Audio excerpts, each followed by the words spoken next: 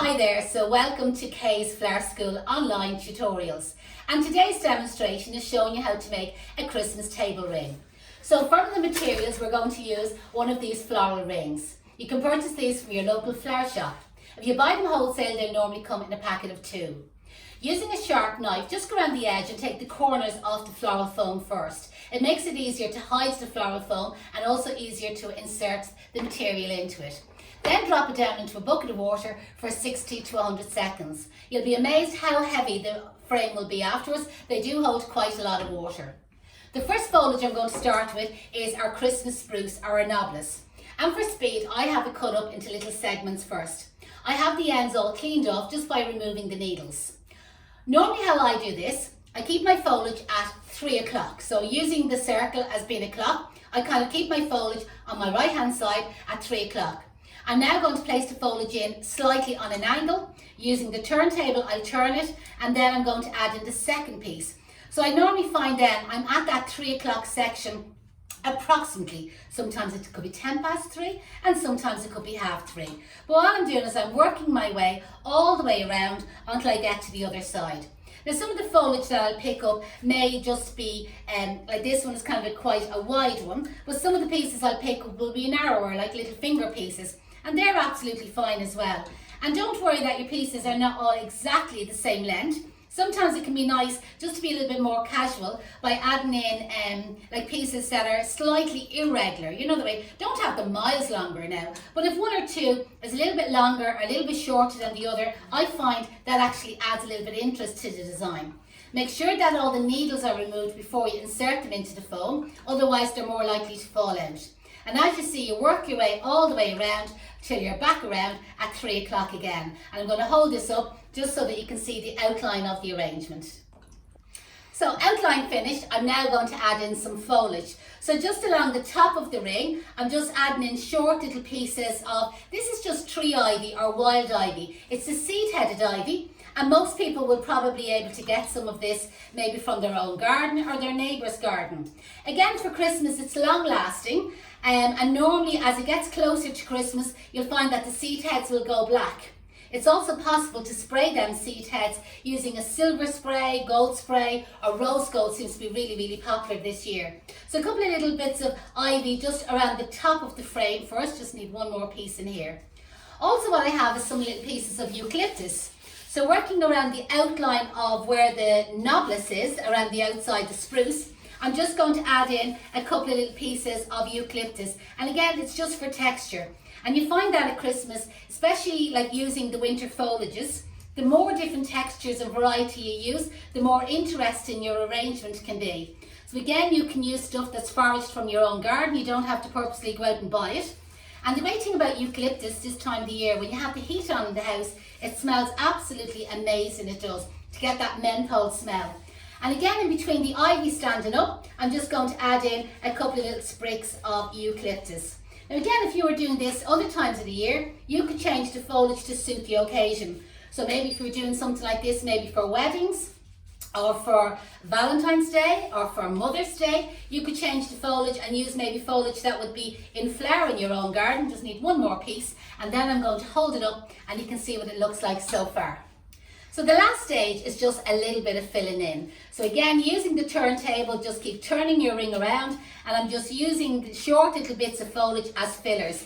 Sometimes I'm picking up a little bit of ivy, sometimes I'm going to pick up a little bit of spruce, other times I'll pick up a little bit of eucalyptus, and I will come back to the silver Sussex and I'll add some of that in. The great thing about these arrangements is just don't be too regimental about it. Use whatever is at hand. So keep turning the arrangement around, and as I said, the more different textures you add in, I feel the nicer the arrangement is going to be.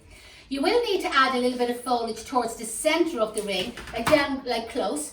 But I would prefer not to fill that in completely. So I am adding a few little pieces down there, but don't cover it in completely, because if you want to maybe add a bottle of wine to stand to the centre, or maybe a candle, or if you have one of them hurricane vases that you can put a candle inside, or your battery candles, it can look really nice. So add a few little pieces of foliage, but as I said, don't fill it in completely.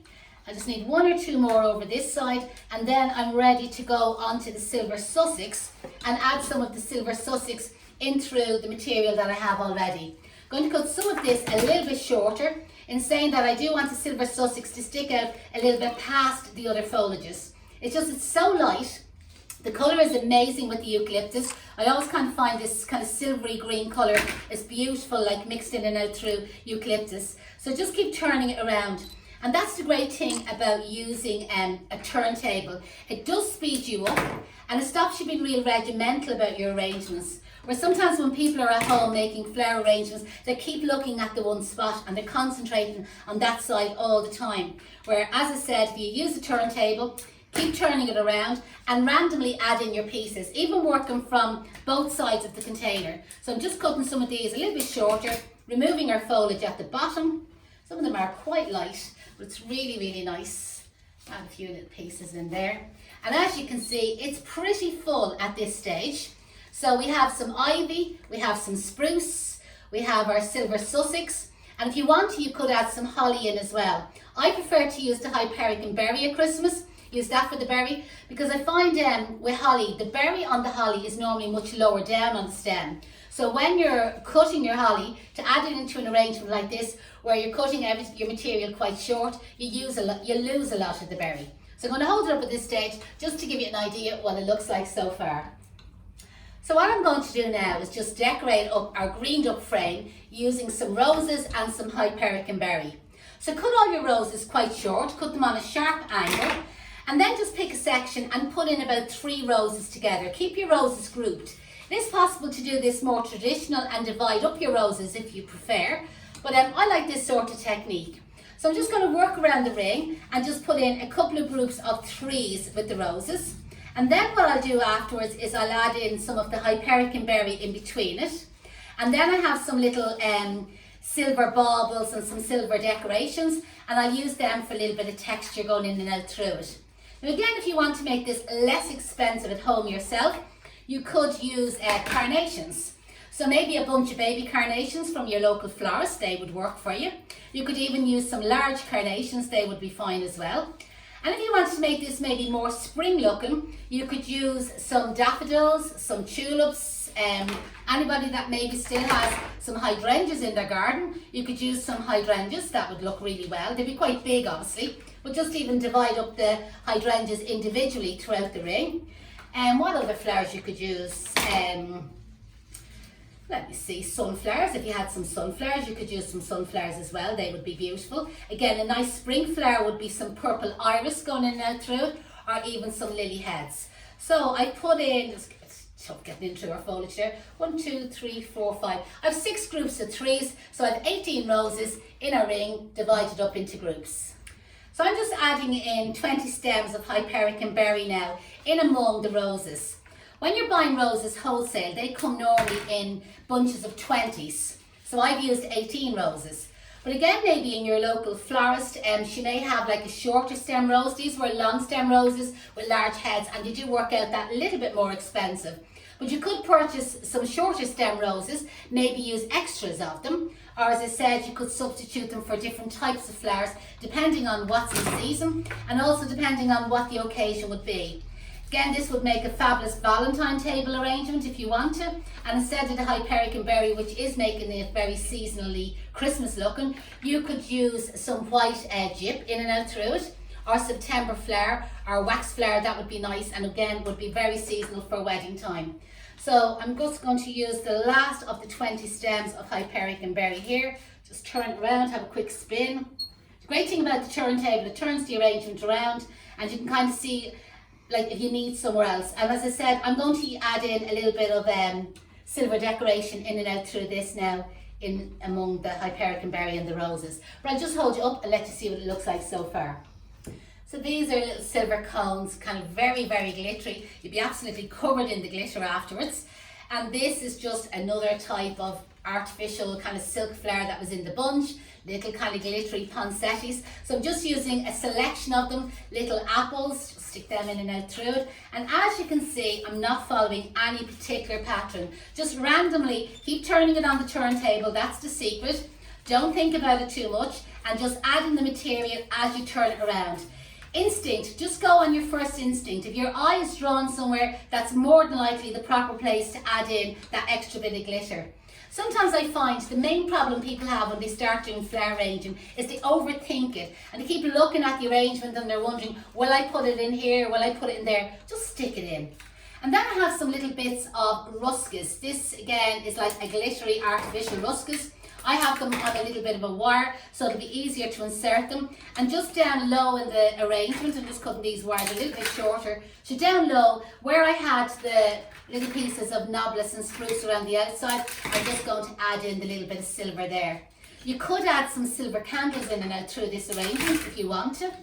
Or I'm going to add a hurricane glass vase to the centre of it with a red candle. So this is what it's looking like so far. Just one or two more pieces to put in. I think I nearly have enough at this stage, and I'll just hold that up just so that you can see what it looks like. So that's my completed ring, and I've just added a large glass container to the centre of it.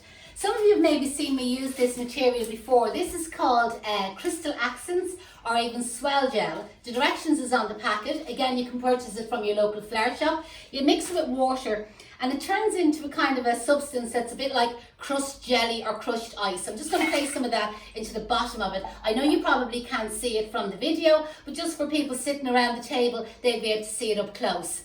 And then we have our candle, which I'm just going to press down into our swell gel. There you go. And it just looks like there's crushed ice around the bottom of it. I'm sorry you can't actually see that in your picture. So there's your completed table center ring. And if you chose, you could change this, it's a little bit crooked there. We could change our candle to be a bottle of wine if you would prefer.